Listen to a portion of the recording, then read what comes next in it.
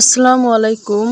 তো আজকে দেখাবো যে আল্লাহর সৃষ্টি কত সুন্দর, কি অপরূপ সৃষ্টি তার। আর এই যে দেখেন আমাদের ইটের খোয়া ভাঙানো খোয়া এখানে রাখছে।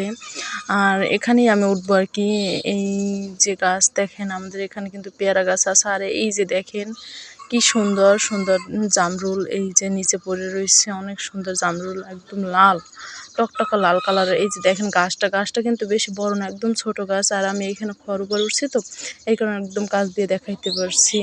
এই যে দেখেন কি সুন্দর লাল লাল জামরুল হয়ে রয়েছে। আর এই জামরুল এই গাছটা কিন্তু ফলেও অনেক হয় জামরুল হয় অনেক, কিন্তু এবছর একটু কম হয়েছে। আর এই যে দেখেন কি সুন্দর মাশাআল্লাহ জামরুলগুলো। আর এই জামরুলগুলো ফুল থেকে যখন ফল আসে তখন কিন্তু সাদা থাকে, তখন কিন্তু লাল হয় না। তারপর ধীরে ধীরে লাল হয় আর বড় হয়। আর যখন একদম পেকে যায়, একদম পাকা হয়ে যায় তখন একদম লাল টকটকা লাল হয়ে যায়, একদম লাল আর এই যে দেখেন এগুলো কেবল বড় হইতে আসছে, এই কারণে অল্প অল্প লাল। আর এই পাশে আছে এই যে দেখেন এগুলো একটু গোলাপি কালার হয়েছে, এগুলো একটু মোটামুটি পাকছে এগুলো। আর এই পাশে আছে যে একদম ওই যে দুই একটা দেখা যাচ্ছে যে একদম টকটকা লাল, ওইগুলো একদম পাইকে গেছে। ওগুলো হয় ঝরে যাবে, না হয় পাইরে খাইতে হইবে, আর না হয় পাখিতে খাবে।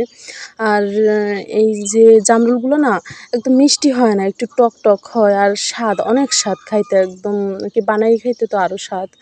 আর আমার মেয়ে এই জামরুলগুলো যে এত পছন্দ করে, এই যে দেখেন দুই একটা কিন্তু এখানে একদম লাল হইতে আছে, এগুলো কিন্তু পাকে না একদম সব। আর আমার মেয়ের জন্য আমি রোজই অল্প কিছু হইলেও এখান থেকে আমি জামরুল নিয়ে ওকে দেই। ও খুব পছন্দ করে এই জামরুলটা ও সব ধরনের জামরুলই পছন্দ করে, কিন্তু এই জামরুলটা দেখতেও ভালো লাগে আর ও পছন্দ করে, এই কারণে আমি ওর জন্য কম বেশি নেবই এখান থেকে। আর আমি না নিয়ে দিলে তো ও বলে, মাম্মা আমাকে জামরুল নিয়ে এসে দাও। ও বলে জাম্বুরো নিয়ে এসে দাও, আমাকে জাম্বুরো নিয়ে এসে দাও। তো একদম জোরাজুরি করে, সেই জন্য আমার নিয়ে এসে দেওয়া লাগে।